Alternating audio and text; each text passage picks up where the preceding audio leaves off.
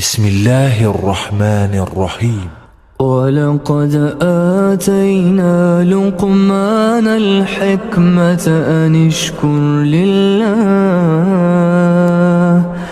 ومن يشكر فإنما يشكر لنفسه ومن كفر فإن الله غني حميد. وإذ قال لقمان لابنه وهو يعظه يا بني لا تشرك بالله إن الشرك لظلم عظيم.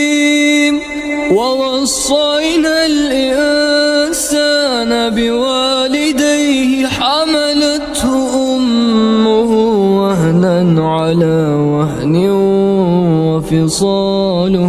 وفصاله في عامين أن اشكر لي ولوالديك إلي المصير.